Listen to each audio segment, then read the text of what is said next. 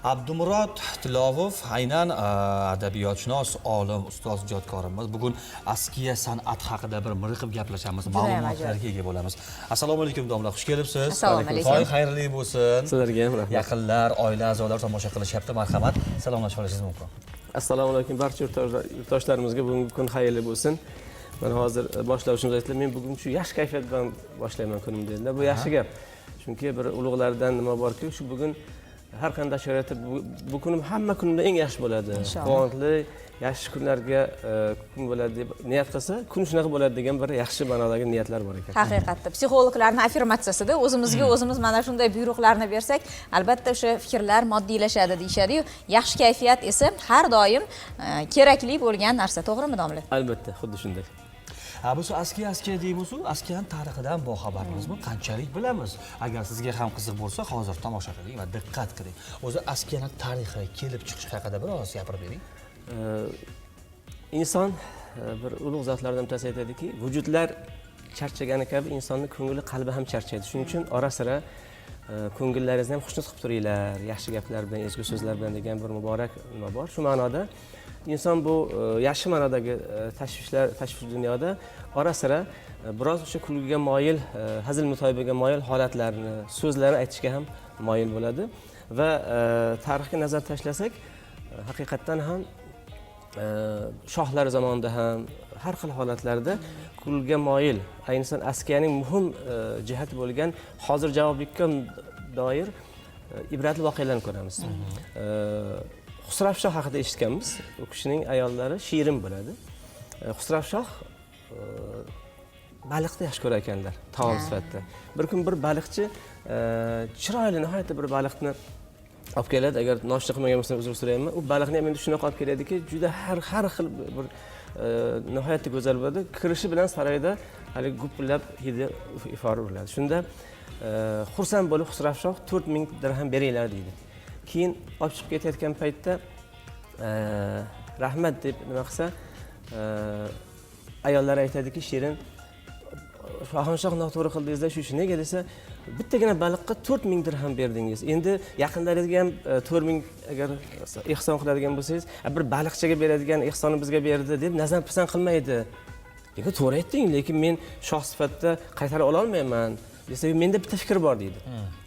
Uni baliqchini chaqirasiz va ey baliqchi, sen olib kelgan baliqning jinsi qanaqa deb so'raysiz deydi. Agar urg'ochi desa, yo'q, xafa bo'lmagin, men erkak baliqni yaxshi ko'rardim deysiz. Teskarasi desa ham teskarasi aytasiz. Shu bilan olasiz desa, yaxshi fikr deydi, chaqiring deydi. Chaqirgandan keyin, "Oy baliqchi, bir narsa esimdan chiqibdi, labbay.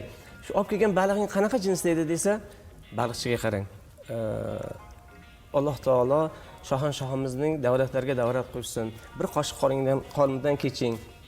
Men olib kelgan bu baliq na erkak na ayol edi. U nojins edi deydi. Nojins. Shunda xursand bo'lgan bu hozir javoblikdan yana 4000 dirham beraveringlar deydi. Ana. Undan keyin davom bor. Endi ikkinchi o'sha xaltadagi olib ketayotganda 1 dirham tushib ketadi. Tushib ketib, erinmasdan borib haligi baliqchi oladi, soladi, rahmat deb chiqib ketadi. Ayol aytadiki, qarang, naqadar nazari past ekan deydi. O'zi 4000 bilan ketyapti. Yana 4000 qo'sh berdi. 8000 bo'ldi. Shu qolsa saroydagi mana xizmatkorlar qozoni qaynadi-ku desa, chaqiringlar, to'g'ri aytding deydi. Chaqirib, "Nima uchun noshlik qilding? Nega uni olding?" desalar, "Olam panoh, xafa bo'lmaysiz, men atay oldim buni. Axir bu muborak tangani bir tomonda siz muborak ismingiz, bir tomonda siz muborak rasmingiz turibdi. Men uni oyoq ostida bo'lishga qanday chilayman?" Ana. Xursand bo'lgandan yana beraveradi. Askiya aslida o'sha juda ham topqirlikqa asoslangan, chuqur bilimga asoslangan. Nihoyatda badiiyatli, kuchli, nodir san'at. Mening nazarimda shuning uchun ham UNESCO buni tan oldi, e'tirof etdi. Rahmat. Endi askiyani san'at ekanligi nimalarda namoyon bo'lishi haqida ham ma'lumotlar bering, domla. Askiyaning asosida ilhom degan san'at yotadi. Ilhom degani bir so'zni 2-3 xil ma'noda ishlatish. Men nazarimda o'shuning uchun ham askiya boshqa millatda yo'q deb yaxshi ma'noda g'urur bilan aytishimiz mumkin. Men bir misol keltiraman. Tasavvur siz talaba paytingizga eslang. Talaba paytingizda siz osh pishiryapsiz bitiruv oqshomida. Bir kursda oshingiz keldida, ismingiz nima edi? Dilafruz. Dilafruzxon pishirishingiz bitta oshu qovoq ham solasiz-a dedi. Go'yosi gap o'tyapti endi. Endi zohirga qaraganda osh pishiryapsiz, qovoq, tikva solish ma'nosi bor. Ikkinchi qovoqni uyapsiz degan ma'nosi. Endi siz unga javob berishingiz kerak. Kelib sen chizda aytyapti. To'ri menga gap o'tmagansan, menga o'rgatyapsanmi? Keling kursdosh, sizga o'xshagan aziz mehmonlarimiz uchun alohida ovqat qilganmiz. Osh qovoqsiz dedingiz. Bu kishi sizlar mana. Go'yo bir xil osh qovoqsiz, oshga qovoq solmayapti deyapsiz. Ikkinchisi Osh qovoq. ha, osh qovoq degan ma'no ishlayapmiz. Askardagi muhim bitta jihatlardan biri askarchilar haligi ot tepkisini ot ko'taradi degan naqlga amal qilishadi. Qattiq hazil qilishadi va laqab ham qo'yishadi. Aslida laqab durust emas, lekin askarchilik san'atida u qabul qilingan. Mana Mama Yunus degan askarchi bo'lgan rahmatlik. U kishini tepakal bo'lganlar, sochlar bo'lmagan. Erka qora degan kishi bo'lganlar. U kishi ko'zlari to'lmoq ko'r bo'lgan, lekin san'atni endi juda ko'targanlar. Poyezdda Moskvaga ketishyapti, uzoq yo'l. Qaradiki, endi sherik uxlayapti. Mama Yunus erka qora endi uxlab ketyaptilar. Mama Yunus qitimliq qilgisi keladi-da, "Turing qora aka, turing qora aka, ko'rotga keldik" deydi. Nima sezdingiz?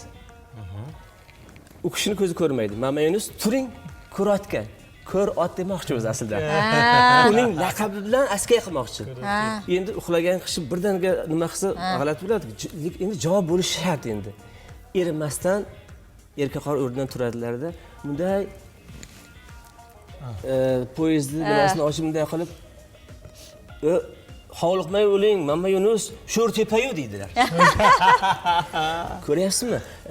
Buni bunday javob berish uchun insonda juda katta fundament bo'lishi kerak. Uxlab yotgan zahoti hozir javob qilyapti. Endi aslida bizni salaflarimiz, masalan Hazrati Alisher Navoiyni ijodida ham askiyaning o'sha xislatlariga, o'sha elementlari bor. Belgilarga doir nimalar bor. Masalan, Xondamir Makarimul axloq asarida tegirmon voqeasini olib keladi. Tegirmon bir chol kampirni tegirmoni bo'ladi. Uni saroy ayonlari olib tashlashadi endi. Noto'g'ri bo'lgan bo'lishi mumkin. Shunda kampir ketma-ket Hazrat Navoiyning huzuriga kelaveradi. Ya'ni o'sha nima gap? Tegirmonni olib berish. Oxir Hazrat Navoiy o'sha nimaga qarab, kampirga qarab forscha bir bayt aytadilar. Baytning mazmuni shunday iborat. Tegirmonning ikkita toshi bo'ladi deydilar.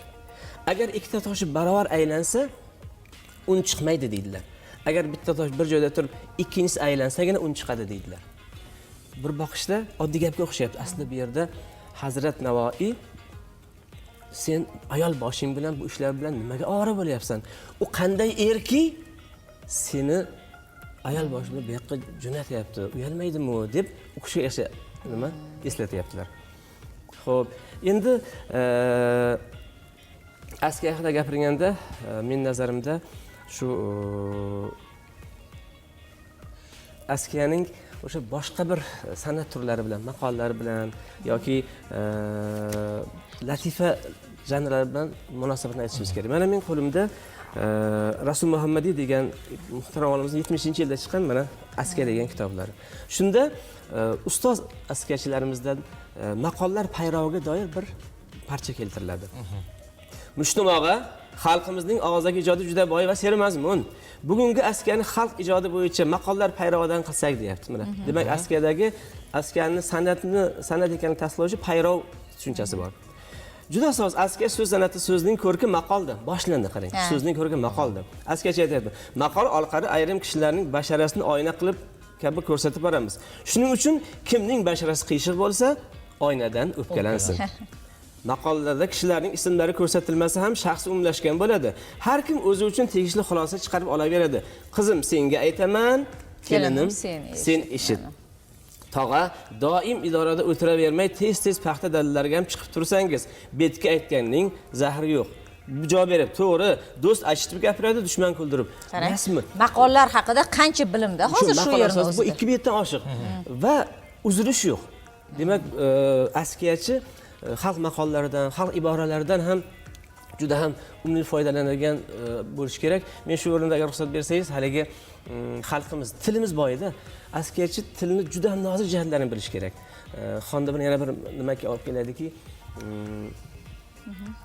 nima paytida musiqa ilmida bir nodir ustoz Hazrat An-Navoiyga aytadilarki, Hazrat, men har oy maoshimni kelib qo'l qo'yib ketishga vaqtim ketyapti. Siz bir buyruq chiqarsangizda, men 6 oylik maoshni birdan ola qolay deydi.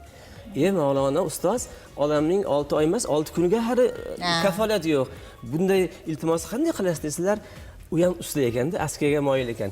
Ustoz shunday qarorni beravering, mabodo shu 6 oy ichida vafot etib qolsam, kafanligimga, bir narsalarimga ishlatarsizlar deydi.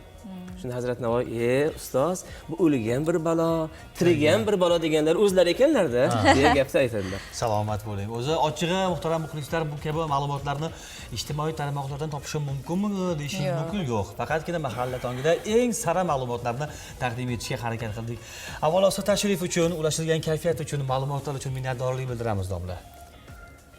Salomat bo'ling. Sizlarga ham omad tilayman, salomat bo'linglar. Rahmat. Yana yaxshi kunlarda kelasiz va kerakli bo'lgan ma'lumotlarni taqdim etasiz. Bizda esa reklamamiz bor. Marhamat.